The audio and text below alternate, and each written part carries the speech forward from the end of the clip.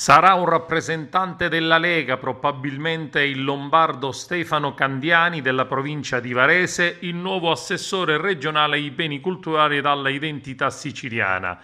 Il nuovo ingresso della Lega fa esultare il leader Matteo Salvini, che si dice orgoglioso di entrare nella giunta del governatore Nello Musumeci per occuparci di beni culturali e identità siciliana. Avremmo l'onore di gestire le soprintendenze provinciali e quella del mare, i 14 parchi archeologici con i teatri di pietra e di templi e dei tanti altri beni culturali siciliani. Primo obiettivo: basta burocrazia e più lavoro.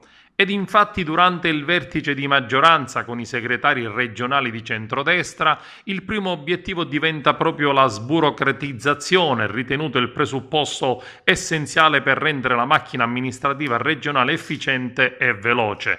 5 ore di confronto anche aspre ed acceso per parlare di programmazione dei fondi comunitari e dare sostegno alle imprese, di viabilità provinciale, per poi arrivare alle ex province che vanno rilanciate con competenze specifiche e trasferimenti adeguati da parte dello Stato. Soddisfatto il presidente Musumeci dopo il vertice.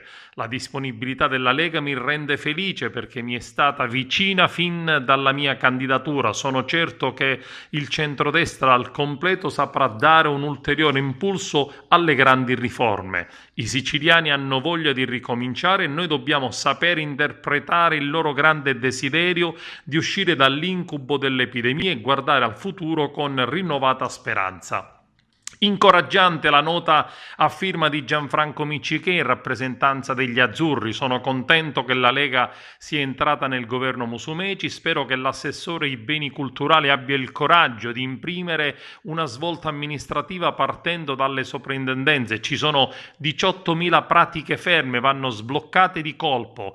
Valgono qualcosa come 3 punti di PIL ed in questo particolare momento non possiamo permetterci di stare fermi, serve uno shock, ha concluso il presidente dell'Assemblea siciliana. Con l'innesto ai beni culturali del rappresentante della Lega, l'assetto della giunta Musumeci potrebbe non mutare, almeno in questa fase, ma le pressioni di altre forze politiche sono fortissime. Una robusta parte del centrodestra non vede di buon occhio il forte peso politico e soprattutto di poltrone del gruppo Popolari e Autonomisti, nel quale confluiscono varie aree centriste, quella di Raffaele Lombardo e di Saverio Romano. Per adesso non ci resta che augurare buon lavoro al nuovo assessore.